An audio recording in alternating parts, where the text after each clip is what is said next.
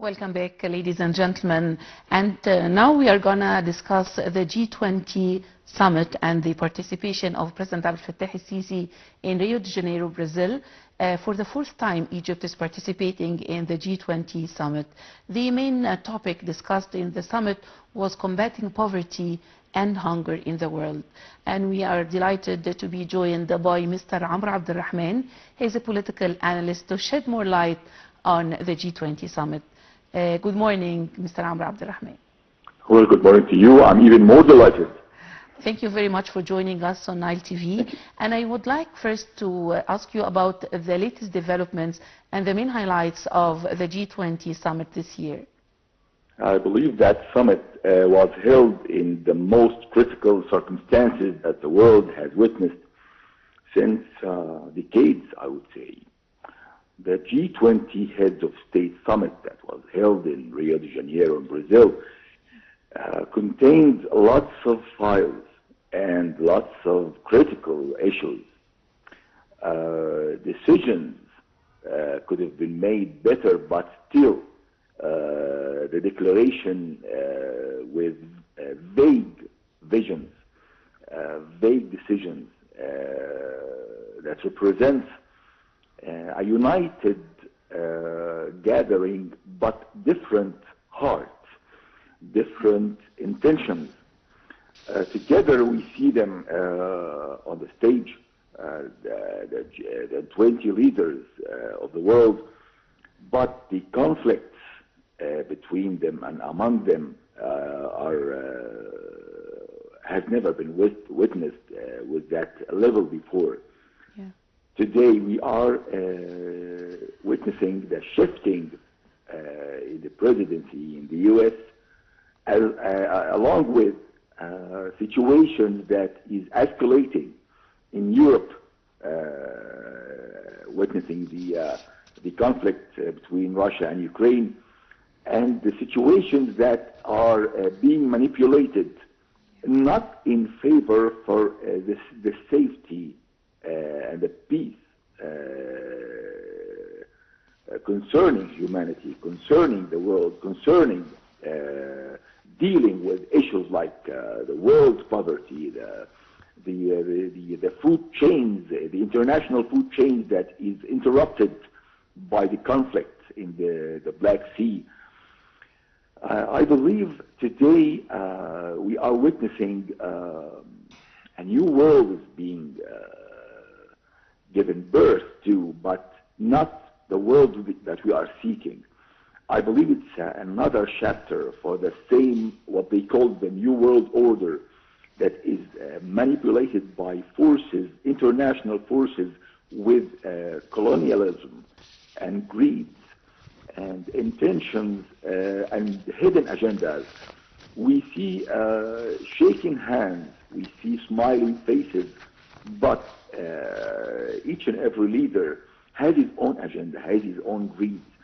In Sudan, as an example, we are witnessing a conflict of interests between Russia, between the U.S., between Britain, as they have never considered what really the Sudanese nation wants, what is really good for for the best interest for the Sudanese that are suffering a catastrophe and a catastrophic war, civil war, started when a terroristic group led by a terroristic and a mercenary, that is Hameti, that made a coup against the regime, the legitimate regime in Sudan. And today Sudan is almost on the gate of division, another division in Sudan,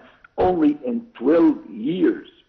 The same thing about Ukraine, which is witnessing the worst catastrophe that the Ukraine and the Central Asia and Eurasia is witnessing right now, dragging more powers of conflict and forces to use the force to change the course of war.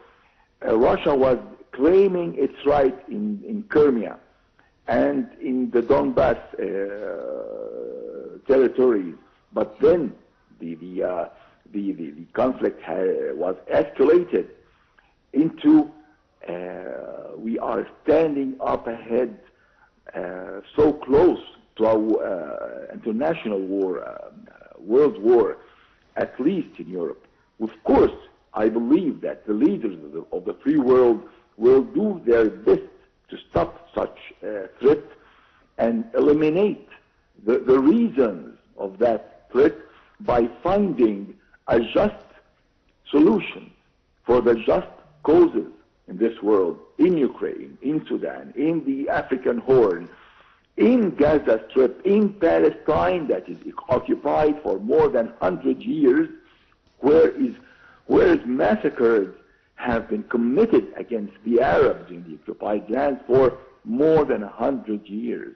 But right now, instead of witnessing an end for this conflict, an end for this colonization, we are witnessing the expanding of the borders of the unit's existence, expanding its aggression against Lebanon, against Syria, and tomorrow against Iraq, towards its target in building what's so-called bigger Israel from Euphrates to Nile. This can never happen.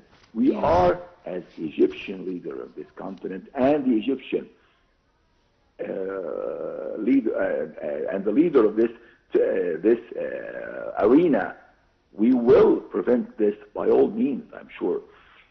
I am asking the leaders of the free world to unite their efforts for the very best of their own nations, not the very best for welfare factories, welfare industries. They can never exchange seeking the peace and prosperity for the nation and prefer more to gain profits from the welfare factories and trade. Today we are standing in a world that is filled with conflicts from east to west and at all levels, at all directions.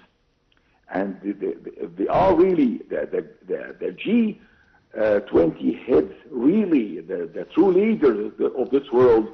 They should raise up to that responsibility and act upon it. Okay, Mr.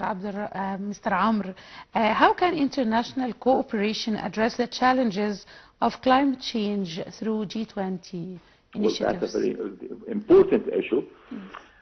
The climate change is a result of the neglectance and the bad measures of industry, especially in the what we call it in the modern world, whether in Russia, whether in the US, whether in Europe. They have used the sources of raw materials and sources of energy as the worst way that damaged the environment, damaged the weather, changed the whole climate using harmful techniques like chemtrail, like dumping the wastes in the oceans with huge amounts in the northern sea, in the oceans, harming the sources of life for the people all over the continent, all over the planet. And of course, I remember here that in COP27 in Sharm el-Sheikh, we have demanded to establish a trust fund to deal with such crisis, and for the Western and what they call it themselves modern world to be responsible for funding that trust, because they are the main responsibles for taking off plants, taking off forests in Amazon, in Africa, in using the raw materials in Africa throughout colonization companies that is moving around borders, using only their influence to control the policies and the economies in the world for their own benefit. Today we need a crucial decision to save the earth for all of us, leaders, nations, continents, the whole nation, the whole people is yearning for such crucial decision to be made. Okay, Mr. Amr, the main topic or highlight of the G20 summit this year was combating poverty and hunger. What decisions was taken in the G20 summit to combat hunger and poverty? Well, of course, the main target for that summit was, as it was declared, to stop the war in Eurasia. Because that war has prevented the food chain fleets to go all over the world, to Africa, throughout Suez Canal, so throughout the nations all over the world. That has raised the levels of poverty all over the world, and threatening with more poverty levels, with more higher prices for the goods in each and every country in the world. That means more suffering for the nation. Yeah. War was never meant to harm. War should be only declared to prevent harm, to defend the national security, not to be a colonization war, a war that is being manipulated to use the weaponry store and the weaponry trade. We need for the leaders, from the leaders in this world, to gather their opinions after we have witnessed the final resolution and the final declaration that only gave hopes, just hopes, that they will try to stop the war. At the very time they are igniting the war by giving Ukraine the right to launch ATACMS missiles into the heart of Russia, that is met with another decision by the Russian leadership to raise the level of the challenge and make it even easier to use the nuclear weapons to answer any attacks like this. That means that the whole world is at stake. Yes. The whole world is in the face of danger. Okay, Mr. Amr Abdel, the political analyst, thank you very much for joining us today on Nile TV. And now, ladies and gentlemen, it's time to end our edition of Breakfast Show. Stay tuned for more to come on Nile TV. I am Abdel. Thanks for watching.